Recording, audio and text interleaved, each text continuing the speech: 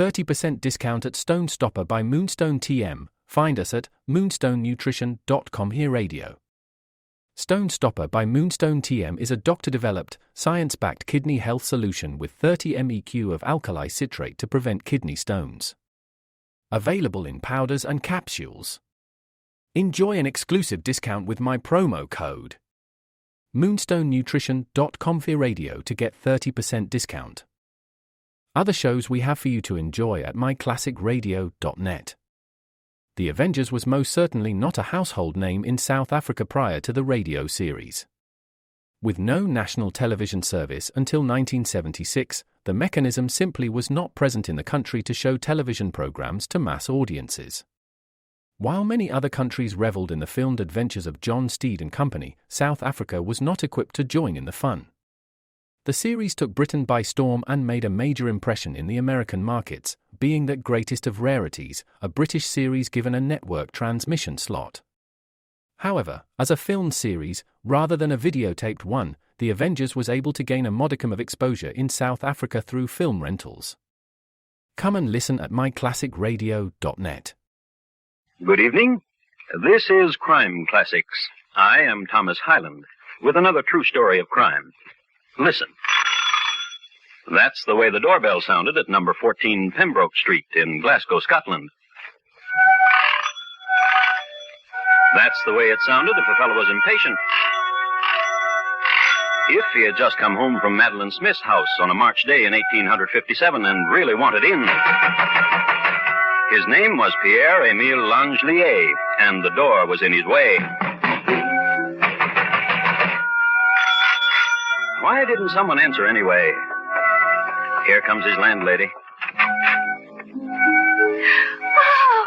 She gasped because Pierre was her favorite lodger, and he looked terrible. Oh! Awful, standing there in the doorway, swaying, before he fell on his face. Oh! Dead. Oh! Tonight, my report to you on Madeline Smith, Maid or Murderess. Which? Crime Classics, a series of true crime stories from the records and newspapers of every land, from every time. Your host each week, Mr. Thomas Hyland, connoisseur of crime, student of violence, and teller of murders. Now, once again, Mr. Thomas Hyland.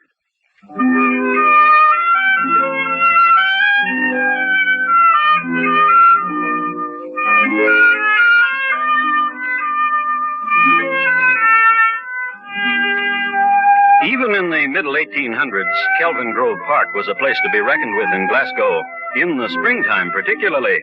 A bonny place, a place of greens and merry shouts, where gamboled the bekilted young people, or the more serious ones where they strolled hand in hand toward some magical and shady and secret glen. In a street which paralleled the park, Pembroke Street, there was a red brick house. It was owned by Mary Perry, a woman of 50, who liked imaginative men, young men of elegance and foreign flavor, like her lodger, Pierre-Émile Langelier. In all my travels the world over, my dear Mademoiselle Perry, I have never seen such a girl. Once in Algiers, perhaps.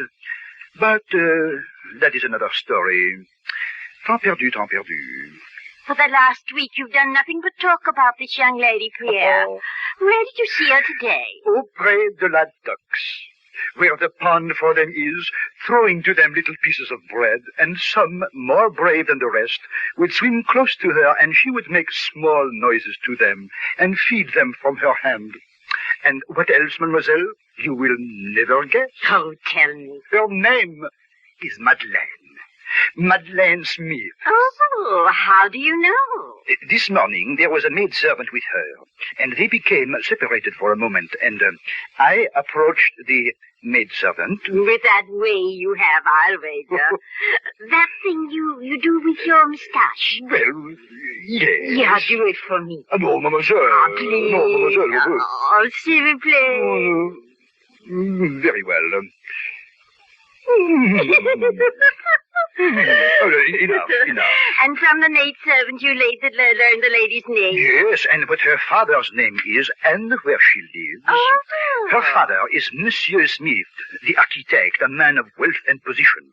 I spent the rest of the morning trying to locate his bank. And did you? Certainement, he is very wealthy, which makes Madeline a beautiful young woman with a wealthy father. I'm happy for you, Pierre. Oh, but alas, Madeline is still to me a stranger. But you know so well how to, No, this is a young lady of refinement. I love her very much. If I should do this thing you like me to do and she would laugh at me, I would jump into the duck pond and drown myself forever. Then how would you meet her? Will you help me?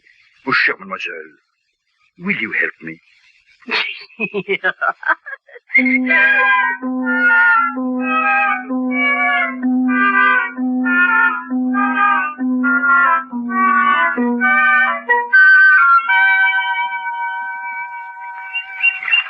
Oh, greedy. Oh, very well. Here's one for you. Here now. Here's some bread. Here you are, you lovelies. Bread for you, and you. Isn't it a lovely day? I beg your pardon? I said, isn't it a lovely day? Oh, yes, it is. The ducks seem so, frisky today, don't they? Except Abby. See how she sulks there. Here, Abby. Here. Sulky duck.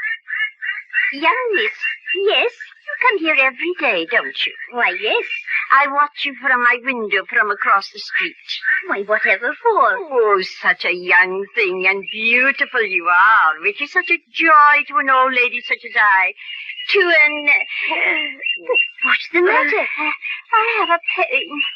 Oh, dear. Where? The nasties. They come on me. I think I'll faint. Oh, my.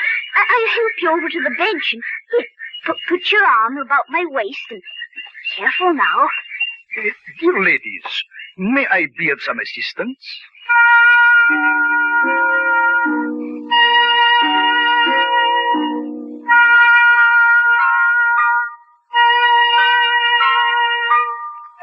I have here a home medical advisor of the era. The nasties, also known as the vapors, a sudden attack of malaise, predominantly in the female sex, usually preceding a faint. Symptoms: loud noises in the ears, quickening of the heartbeat, and dizziness. Make patient comfortable and apply smelling salts. Now, lie down here on the bench, madame, and we will try to make you comfortable. Now, if there were smelling salts... I have smelling salts. Oh, how beautiful of you. Oh. Quickly, the smelling salts. And that's the way they met. Mary Perry inhaling the smelling salts, and the two young folk looking at her, concerned. Then the two young folk looked at each other and became more concerned and trembled a bit. And the symptoms they felt were quickening of the heartbeat, dizziness, and loud noises in the ears. And they did what young folks most always did when they are met in Kelvin Grove Park. Somehow their fingertips met and their hands, and they strolled and they found a shady glen. Miss Perry watched them disappear with a happy tear in her eye. She had done her bit for Pierre.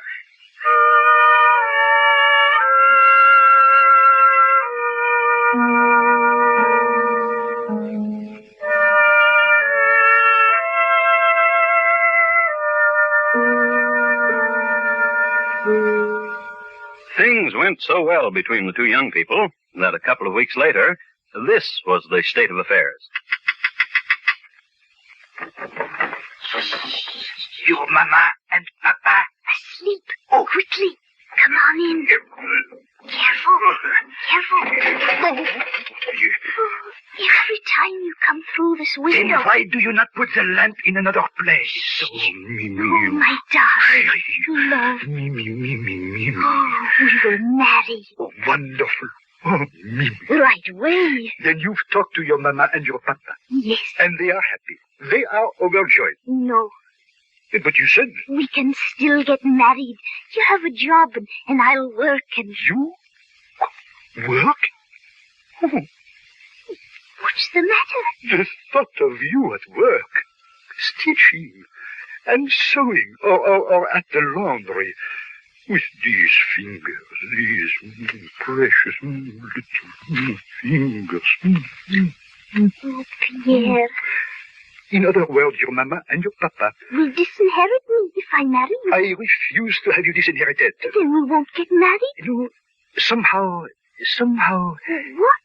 it is more romantic this way. Letters to each other each day, and a clandestine meeting, and the kisses, and the... Oh, I know. The hot chocolate. Oh, yes. It should be boiling now. I'll bring it to you.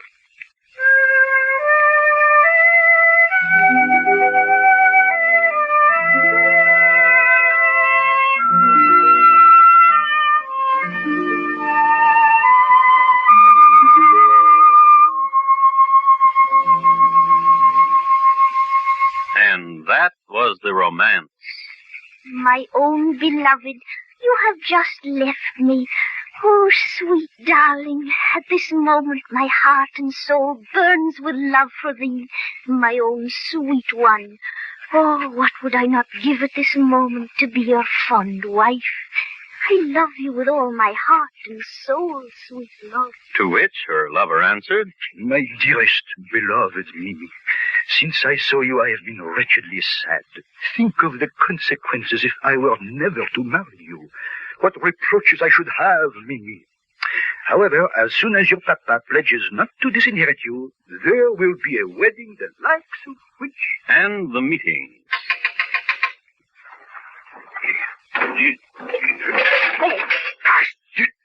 And the nourishment. Ah, oh, Mimi, the hot chocolate of my Mimi is... Oh, Oh, Pierre. oh my darling. No, listen. Yes? We have been meeting like this for 6 months now. 6 months of paradise and bliss and secret. When will we marry? Has your father changed his mind? Today my father introduced me to a young man. Who will quickly fall in love with you and die in despair for your love. Oh, Mimi. Wait. Mimi. What? His name is William Minnock, and he is handsome and he is rich. And? Oh, Pierre, I do wish we could get married.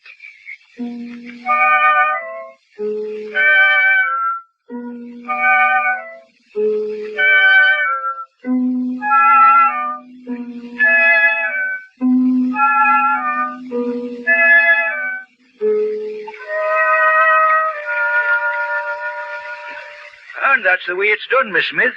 Manipulation. Borrow from one stock to buy the other, and when the other is going up, then we pay back. You see? And that is how one becomes rich, Mr. Minnock? Well, is it? Oh, I suppose so. Oh, Miss Smith. Careful, you'll fall. Perhaps you'd just better row, Mr. Minnock. All right. Miss Smith, Yes? William? you said William. Yes, I did. And may I call you Madeline. Madeline? Madeline, Yes, it's 2 months since I've known you. yes. Last night I spoke to your father. About me. How dear you are to me. How much I love you. And what did my father say to you? That if you'll have me, you would be very happy. Oh, Madeline. What? I don't know. I just don't know. But you must. These wonderful days together, you've given me hope. Oh, William, Aye. put the oars down. Now, come here. Kiss me, William. Why, William, that was very nice, William. Very nice indeed. Madeline. Madeline. Oh, Madeline. Madeline.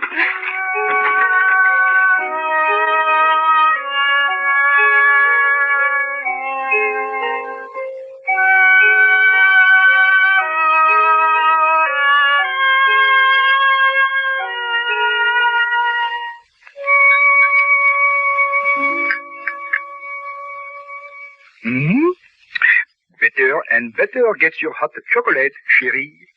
My sweetheart, my love. There is something I must ask you, Pierre. Yes. My letters. I have saved every one. I want them back. But why, my pigeon? Well, I think sometimes of what I've written to you, and such outpourings. But your outpourings are from my eyes alone. Oh, give them back to me. No. But why not? I will tell you why not, little dove. If you look with love at another man, I will take the letters to your father and prove to him that your love for this another man is a passing thing, and that your love is only for me, your true love, who you will marry as soon as your father puts aside a suitable dowry for you. I see. Of course you do. You are blackmailing me, Pierre. Oh, love, love, come to me. Kiss me, kiss me. How cool your lips are, love.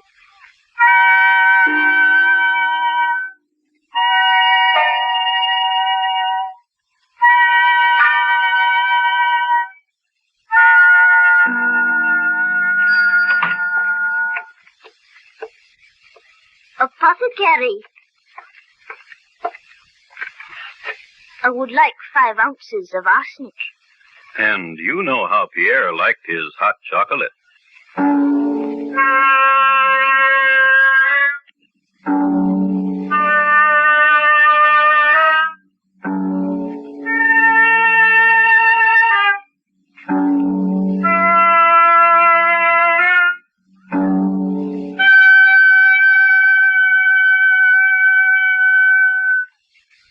You are listening to Crime Classics and your host, Thomas Hyland, and his report to you on Madeline Smith, Maid or Murderess, which?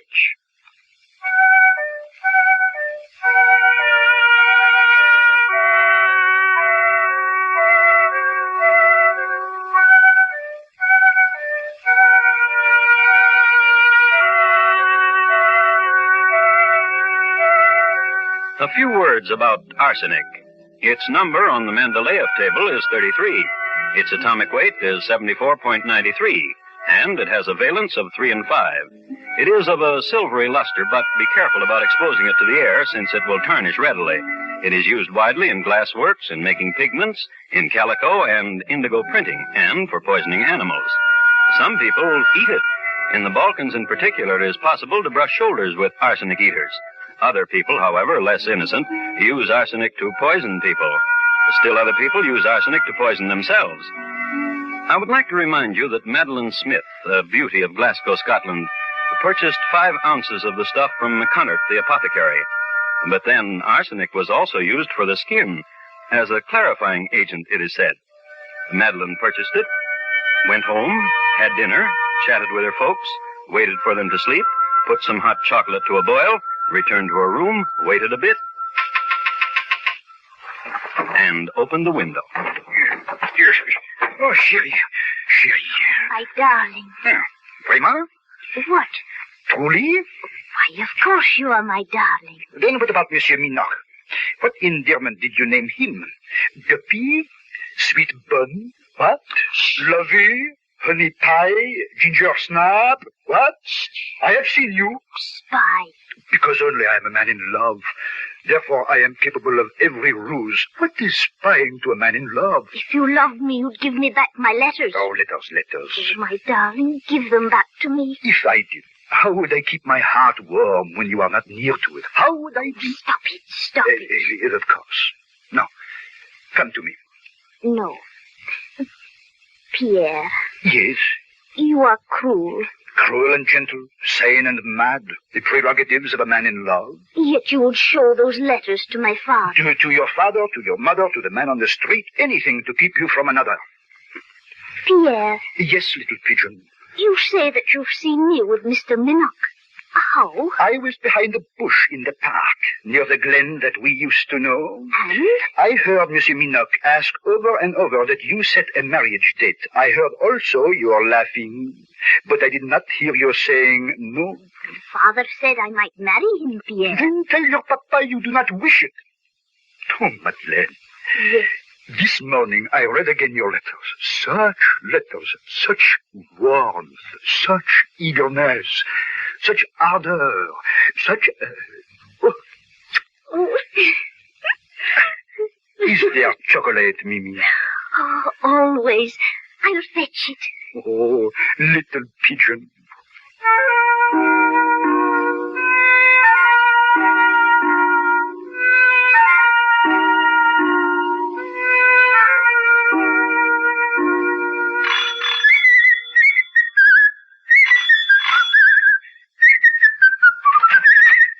Come in, Pierre. Entree. You're happy. Oh. Your Madeline was,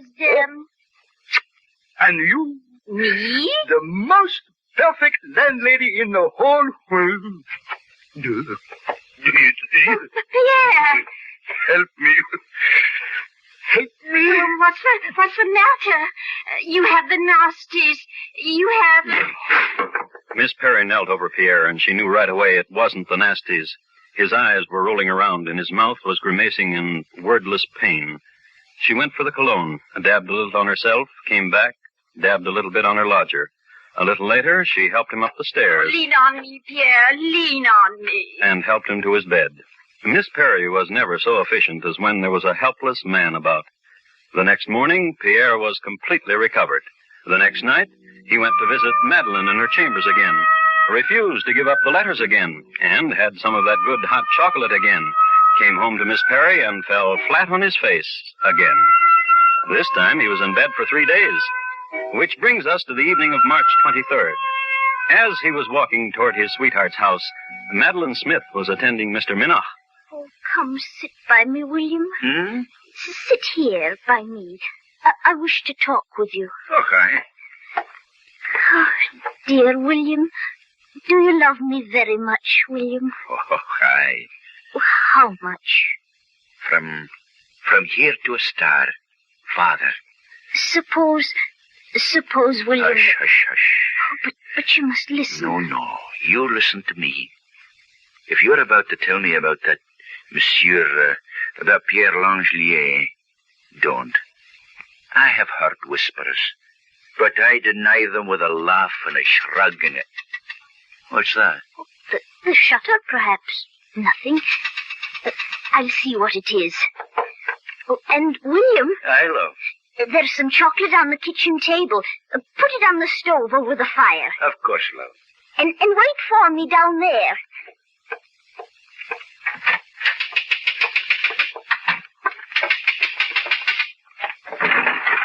Chérie. Quickly, come in. Oh, I have missed you. Oh, my darling. 3 days I was in bed, and my thoughts of you always, dearest me. I know your thoughts fled to me and caressed me and warmed me. Vraiment?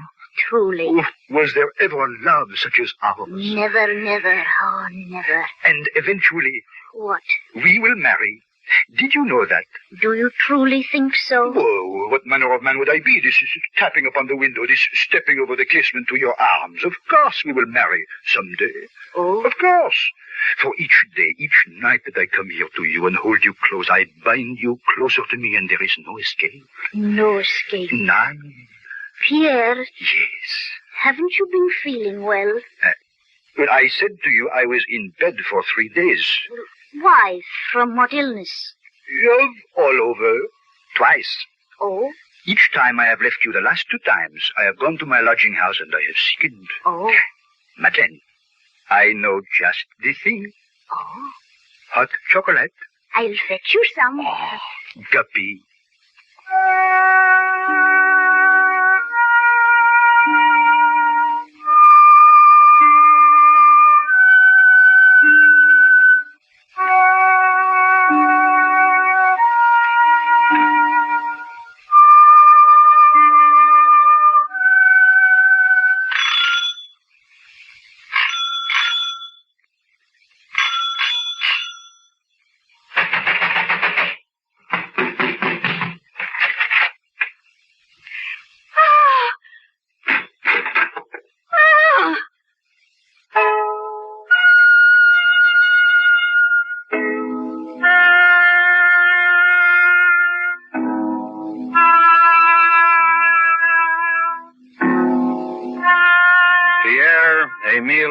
Langelier, dead. He was buried Thursday, March 26th, and on Monday, the 30th... Look at those letters, sir. I told you she poisoned him. These letters, sir. They were in his room. I was the dear man's landlady, and I demand the police read these letters. The police read them. On Tuesday, they dug Pierre up again, shipped him to the laboratories, and the skillful men there found 86 grains of arsenic in his body. That same day, Madeline was arrested, charged with 2 counts of attempted murder and 1 count of murder, and brought to trial on the 30th of June. Madeline herself did not testify, but Mr. Minoch did. I am a merchant in Glasgow. In the course of the last months, I paid my addresses to Miss Smith, and I have made proposals of marriage to her. She accepted. I knew, of course, that she knew a man named Pierre-Emile Langelier, but I was unaware of an attachment or peculiar intimacy between she and this man. And of the letters this court has read, What of the letters, Mr. Minoch? I don't know what to say. Yes, I do. I'm shocked. I'm deeply shocked. The trial lasted 9 days. To one charge of attempted murder, Madeline Smith was found not guilty. To the other charge of attempted murder, the verdict brought in was not proven. To the charge of murder, the verdict, not proven. I want to congratulate you, Madeline, on your acquittal. Oh, and now we can be wed. Oh, no. I'm off to India. However, she did get married, twice, and she came to America. She lived till she was 90 years old. An amazing thing, her complexion, always clear and youthful. She was a frequent sight at the drug counters, a big buyer of arsenic, wherever she was.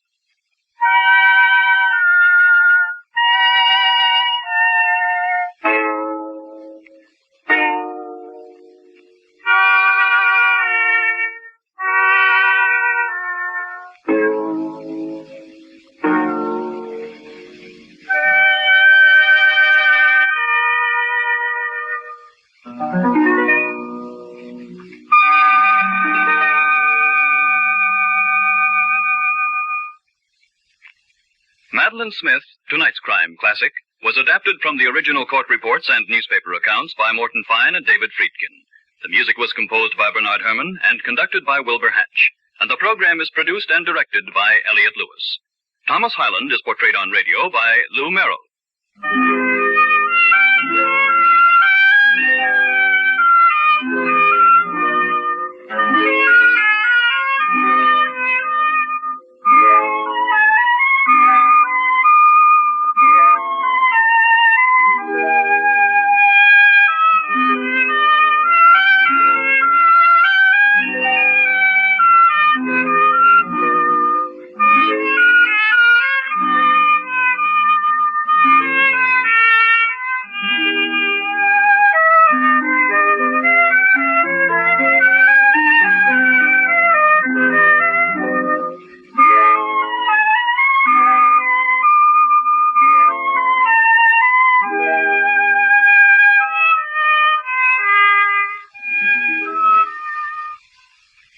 In tonight's story, Betty Harpert was heard as Madeline, Florence Walcott as Mary, John Daner as Pierre, and William Johnstone as Minoch. Gil Warren speaking. And here again is Thomas Hyland. Thank you. Good night.